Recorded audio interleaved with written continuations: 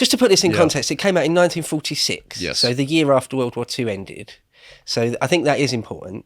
And I understand that the writing process, they went through quite a few versions of it. They had a few different screenwriters come in. It was rewritten a number of times. They couldn't get the ending right. That was the main thing. And then in the end, the director, who also, I believe, produced it, and Frank Capra, also produced it and sort of owned the production company that produced it and all of that, he lost money on it. Yep. It lost like $500,000, which is low. So it sort of bombed at the box office, really.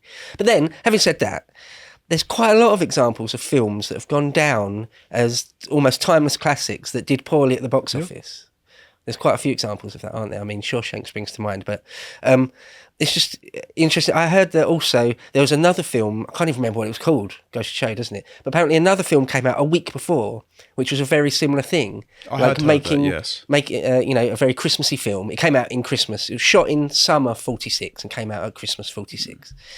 And apparently there's another film a week earlier with similar themes that no one remembers, really. And loads of people went to see their Christmas film. They went to see that one. And I think also the week it came out, there was a particularly cold snap, so people stayed in as well. There's a few reasons why it lost money, but because it is so sort of undeniably a brilliant story, brilliantly acted, it's very over well the framed decades as well. There's loads of things that are great about it. I think loads of elements. Critical Drinker called it something. This isn't a perfect quote, but he said it's almost a perfect film. Yeah, and in all sorts of ways, it is. I think. So yeah, that's to note that quite often films that have to go through a really torturous writing process and don't do well at the box office doesn't really mean anything. The final thing speaks for itself. Yeah, well, one of the main reasons it actually resonated, I found, was because in 1974, the film's rights were not renewed because they just bungled the process. Yeah, so that meant that pretty much every public access network could show the film on repeat over the Christmas period for about 20 years. Yeah. And because it was ubiquitous in every home, because people would just turn on television at Christmas and watch the movie, it became so synonymous with Christmas that it became one of many people's rituals around the holiday period. So it reverted in 1994 back to private ownership, but those years had allowed it to cultivate a following among families who thought it was very wholesome. The interesting thing as well I found is that the CNN president and founder, Ted Turner, in 1988 tried to do a mass recolorizing of many black and white films. Okay. And it took Jimmy Stewart to go to Congress, to do a congressional hearing, to say, don't do this, you are polluting and perverting artistic history, to stop it. So as per usual, CNN tried to ruin everything. I didn't know that. That's an interesting tidbit. I do think that, I think they completely remade a TV version in the 80s or 90s, recast George as a woman. I've not seen it. Oh, dear Lord. Yeah.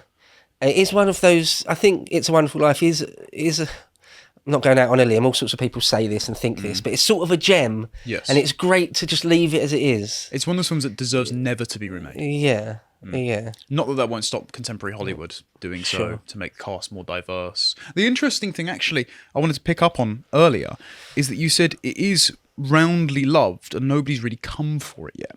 And I found articles, much like I did with Labyrinth, for example, that Atlantic article that was utterly unbearable, where she tries to invert the morality, where outlets like Vox, for example, try to claim this as an exaltation of New Deal values.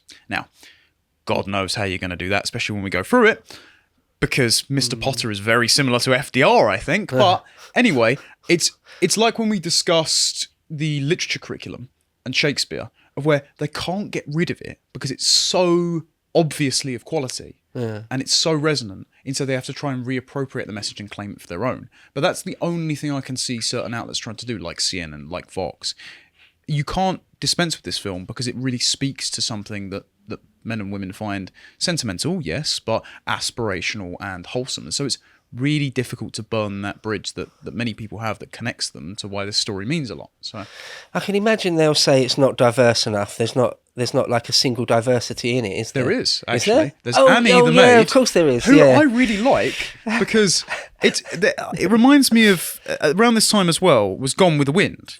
And Hattie McDaniel was the first not just black woman, I think black person to have won an Oscar. And if anyone hasn't seen it, I think we should probably play a clip. Her Oscars speech is actually really wholesome because she says something like, I hope to be a credit to the Academy and to all of you a credit to my race, which at the time, the context is like, well, good for you. You weren't putting up with possibly some prejudice in the audience. Instead, you were going, I hope we can connect bridges here.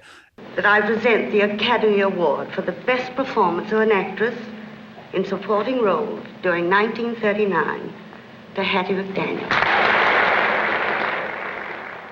Academy of Motion Picture Arts and Science, fellow members of the motion picture industry, and honored guests. This is one of the happiest moments of my life, and I want to thank each one of you who had a part in selecting me for one of the awards. For your kindness, it has made me feel very, very humble, and I shall always hold it as a beacon for anything that I may be able to do in the future. I sincerely hope I shall always be a credit to my race and to the motion picture industry. My heart is too full to tell you just how I feel, and may I say thank you, and God bless you. In this, the maid, Annie, sort of has quite a few mini quips. Well, Annie, why don't you draw up a chair? Then you'd be more comfortable and you could hear everything that's going on. I would if I thought I'd hear anything worth listening to. You would. And she shows up at the end and throws her own money in with her own family and things like that. It's showing that, okay, racial prejudices either from the Old South or the communists infesting Hollywood from then to now don't discolour that lens. Instead, yeah, you're part of the community. That's it. We've grown up around you. You know, you're part of the household. You're part of the town. So welcome in. Yeah. And that's actually, again, quite a wholesome message that just flies under the radar there. Yeah. Yeah, actually, yeah, the maid, and she's got like a bit of an attitude, hasn't she? To be quite honest. Yeah. In the beginning bit, you do see her right at the very end. Yeah. But I suppose they probably could try and make the argument that she's the serving woman. I don't know why I've pointed that out now. Actually, but it's not.